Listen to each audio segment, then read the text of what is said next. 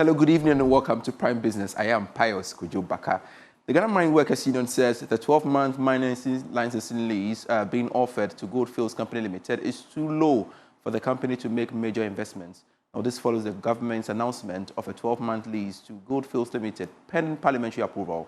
Now, speaking to Joy Business, General Secretary of the union, Abdul Moment Gbana, called for an extensive collaboration between government and the firm on the matter to send a positive signal to investors. Government has only indicated that they are, giving a one-year extension of the lease, and that they are going to be working with Goldfields, particularly in the treatment of the stockpiles. 1 year for a mining company, as far as we are concerned, is just too low to be able to make any major investments. If you read carefully government's release, is concerned about exploration, and indeed he believes that Goldfields should be able to put in some money into exploration. And so our expectation is that some further talks, some further conversations should result in a much longer period of time that will enable Goldfields to be able to inject the needed capital, whether it's in the area of exploration or whether it's in the area of business process re-engineering to bring the mine back to a very comfortable level. So our expectations would be that government would have some further talks, because 1 year, in my view, will not allow any serious investor to raise money and, for that matter, commit money only for that investor to withdraw after a year and hand it over to a Ghanaian interest. So there's a need for much bigger and more serious talks between the two sides. Economist Professor Patrick Esuming is optimistic Ghana could see a drastic reduction in inflation if government engages in the necessary reforms, including mopping up excess liquidity. His comment follows the World Bank's forecast that Ghana could end 2025 with an inflation rate of 17.2%. Speaking to Joy Business, Professor Patrick Esuming said these predictions are heavily dependent on the cost of production. It's expecting that the reforms are being implemented. It will begin to take root and have a more sustainable effect from 2026 going forward. I think that's why we begin to see further into the projection. We are expecting that we will return to pre-pandemic levels. I think that's where it's coming from. It's projecting that by which time the reforms that we are implementing will take full effect. That's why it's projecting. I think that the monetary policy has done a fair bit. At the last meeting, the governor made a statement that there's still excess liquidity around. But there's no doubt, regardless of how much excess liquidity we have in the system, we have to understand that cost of production is rising in this country. And we have to address that. Otherwise, you can sap out all the excess liquidity. If you don't address the cost push side, the inflation will not really come down to the levels that we want. Director of Salman Partners and financial consultant Dr. Richmond Etuahene has called on the government to prioritize private sector investment as a means of creating sustainable jobs. He emphasized the need to privatize some state-owned enterprises making losses. Dr. Etuahene made these remarks at the Agambright Partners Convergence Conference organized by the Full Gospel Businessmen's Fellowship International here in Accra. The 2025 Agambright Partners Convergence Conference was held under the theme, The Future of Ghana's Economy, Strategies for Business Growth and Resilience. Keynote speaker, Director of Salman Partners and a financial consultant, Dr. Richmond Etuahene, emphasized the need for the government to create an enabling environment that fosters private sector growth and economic development. Speaking about private sector, it is the engine of growth. Who said it's in Ghana, it's not an engine of growth. It is rather destroying businesses. And when you destroy business, you're destroying employment and job creation. Because state, no country, the state creates jobs. It is the private sector that creates good enabling jobs. Unfortunately, the public sector has taken on. That is why you see the wage. We have 73 billion out of a budget of 226 billion going for compensation and public salaries and public wages. Which country? 7.1% of the GDP. I have never seen any country like that. because we think we should keep the public sector. If I have my own way, I'll be privatizing some of the public sector to reduce it. Look at cocoa board. You live in a debt of just selling cocoa. You create such a massive debt and you go away with it. Look at electricity. Your job is to manage electricity. Look at the debt. And the country is so huge with debt overhang.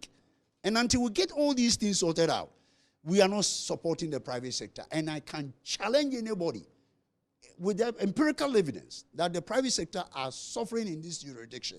National Treasurer of the Full Gospel Businessmen's Fellowship International, Kwabena Nifa Anin, urged business leaders to be impact-driven while upholding Christian values in their operations. The topic was chosen in view of the times that we compassion.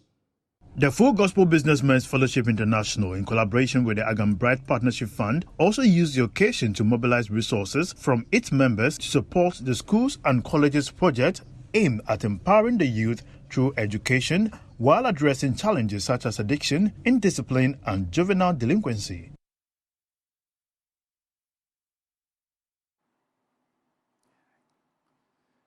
You're still watching Prime Business. Accra Marriott Hotel, one of the leading 5-star hotels in Ghana, is promising to offer patrons outstanding hospitality services as it marks its 7th year of operations in Ghana.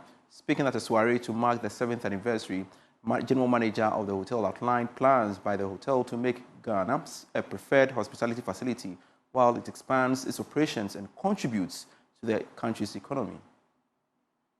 The Accra Marriott Hotel was barely months old when the COVID-19 pandemic struck. Faced with immense challenges, yet with courage and commitment, the hotel adapted and emerged as a beacon in Ghana's hospitality sector. Today, it stands as one of the leading destinations for many travelers and the preferred event location due to its outstanding hospitality. On the occasion of its 7th anniversary, Luciano Shelza, General Manager of Accra Marriott Hotel, shares the hotel's intriguing journey. Opening a new hotel is already a challenge, but opening during that time, it was an extra challenge.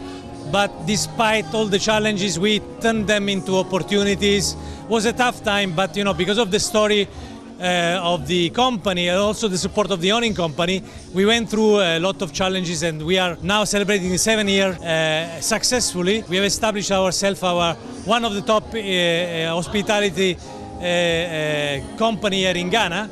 So far so good, although the beginning was not really easy. Accra Marriott Hotel promises to offer outstanding services while contributing to the country's economy. Definitely, as Mr. Bill Marriott, our honorary chairman, says, success is never final. We never settle. We always look for opportunity to do more and more, especially when it comes to our guests and our service provided to them. Our guest promise is wonderful hospitality always, so we always find ways to improve our guest journey. But also we want to improve the journey of our associates, our people. And being a big company here in Ghana, we really want to take care of the young talents and the young promising people here in Ghana and developing them, being part of this big company which will give them a big career opportunity in the world. Mr. Shelza called on government to implement measures to support hoteliers and increase tourist visits. This, he believes, will keep hotel rates competitive. The rates are expensive because of the market. The more competitors come to the market, the rates will be definitely improving. It's all about supply and demand, right?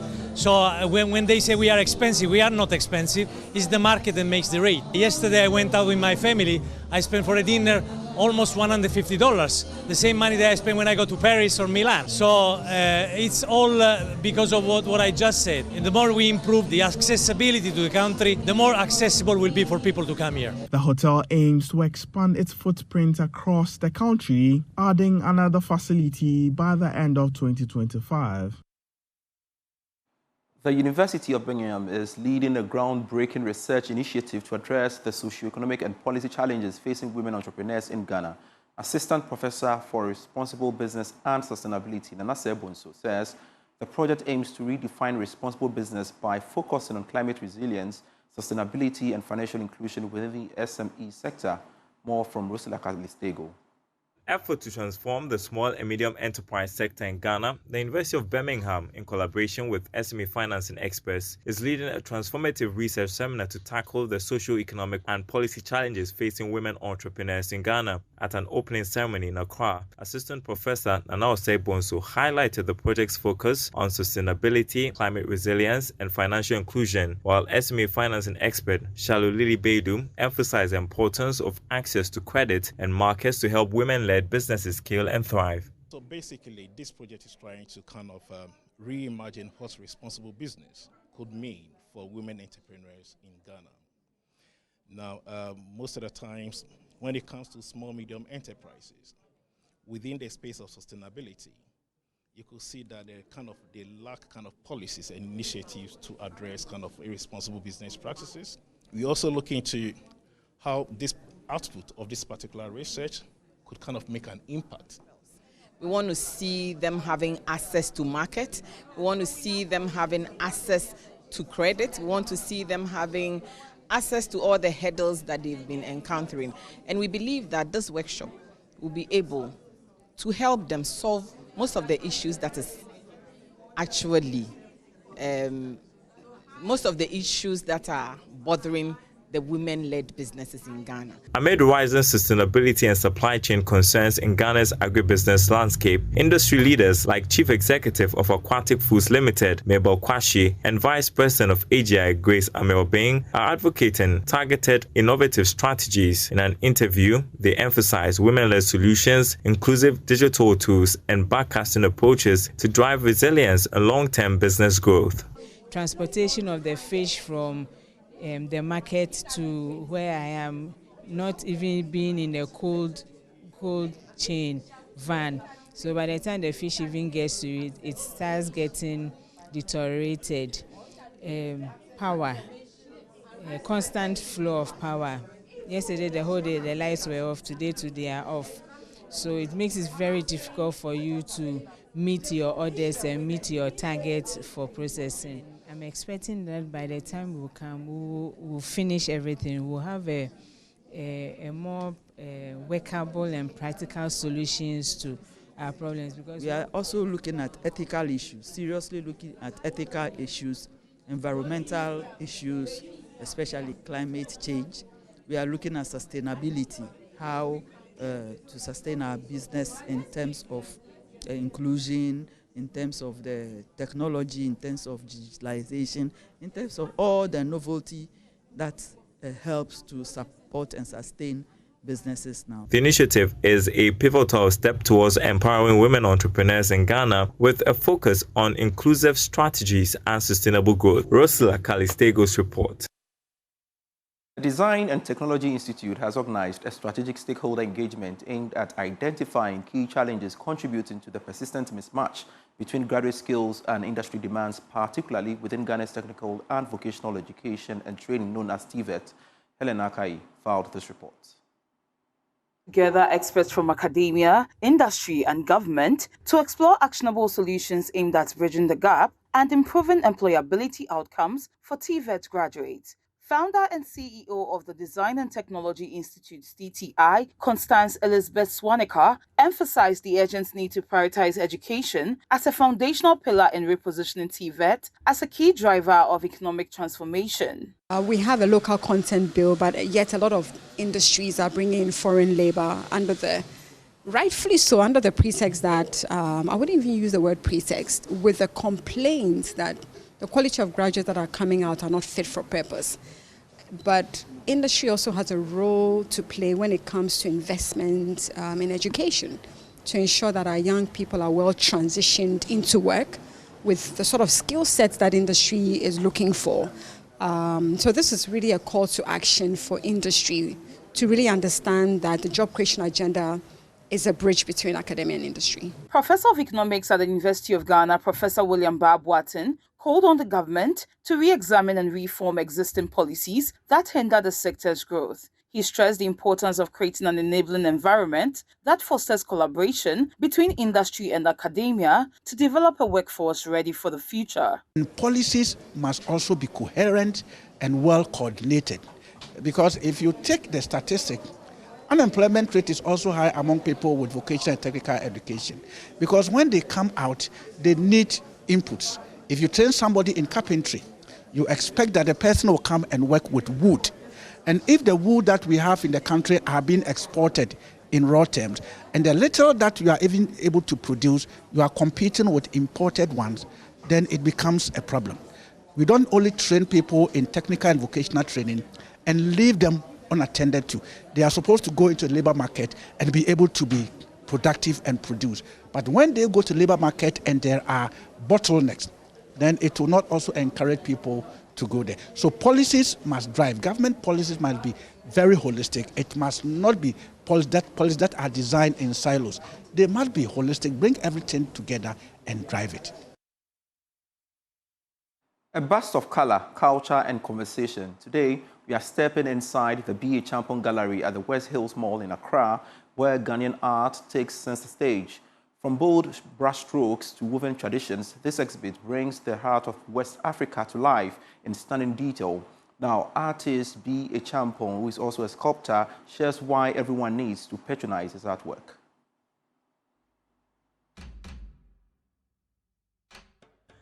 Tucked in the bustling heart of Ghana, where red earth meets the rhythm of tradition and modernity, stands a hidden sanctuary of creativity.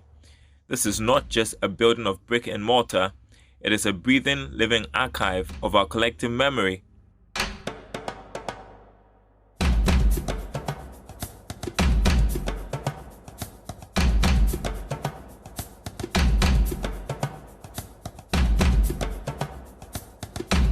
Welcome to B.A. Champong Gallery at the West Hills Mall in Accra. Behind every sculpture, every carefully chiseled line and molten metal curve is a man, B.A. Champong, a name that has come to symbolize more than just art, a storyteller, a keeper of culture, a visionary. I'm Pan-Africanist. I like everything about Africa. You can see from what I'm wearing. For many years, A. Champong has drawn from the deep well of Ghanaian heritage, the legends, the textures of the land, and the beat of the drum. But it's his hands that truly speak, shaping and casting metal, painting vivid canvases that echo tradition and imagination, transforming silence into stories that speak volumes. The drumming and dancing, the pole, the way we do the way we cook, the way we dress, everything. See, that one really inspired me a lot. So to preserve that one in my small way, I always try to put it in my painting or my sculpture works. For A. Champong, art is not decoration, it is a declaration. B.A. Champong is open 2 galleries in Ghana's capital, one at the Atlantic Mall at Atomic Junction close to Medina, and West Hills Mall, where we are today. B.A. Champong's gallery is more than a personal showcase, it's a cultural beacon, a sacred space where art, identity, and imagination converge. Every corner tells a story. Bronze busts that whisper ancestral wisdom, abstract forms that pulse with emotion, and faces, so many faces molded with soul and memory. I have a work I'm working on, which I haven't finished. The title is Ukuma Pima Apimbeba. You can see where I'm coming from. A group of people, some holding cutlasses, guns, and the rest. And then, you see, that history, the forefathers, the way they fought for our, independence, fought during the slave trade era down. So most of my works, you see people fighting for freedom, but in abstract form. Visitors don't simply pass through. They pause, they reflect, they remember. The interest is now growing, if I may put it that way. Well, when we started 2005, those days, people were not much interested in art at all. But now, people are beginning to show much appreciation. This is not just a gallery, it's a dialogue between past and present, between artist and audience, between Ghana and the world.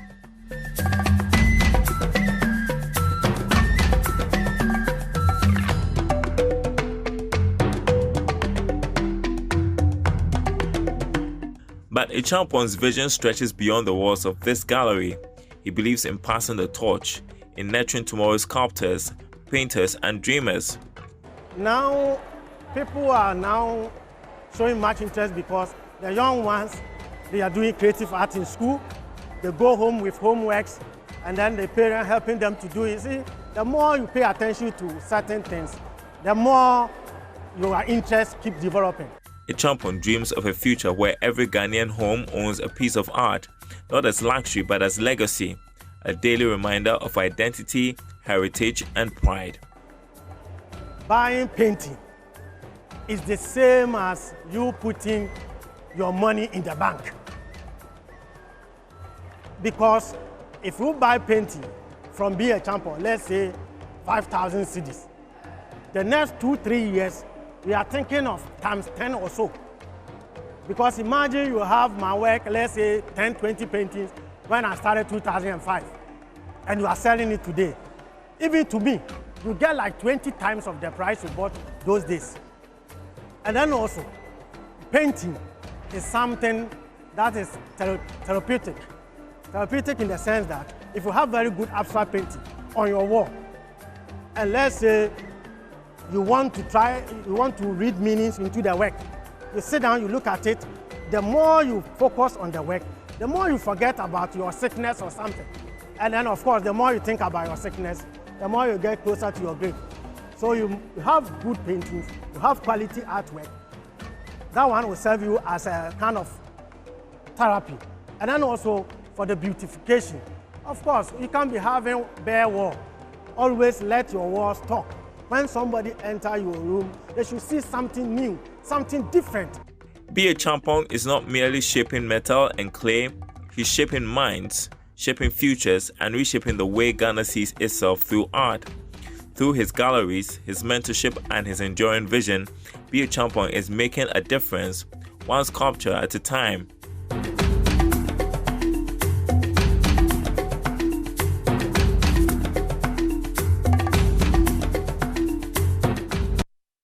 And the good thing is that you can call Be a Champion on 0243 058 956 to make an order. The number again is 0243 058 956. That's it for Prime Business. I am Pius Kojobaka. Razak is next with Prime Sports.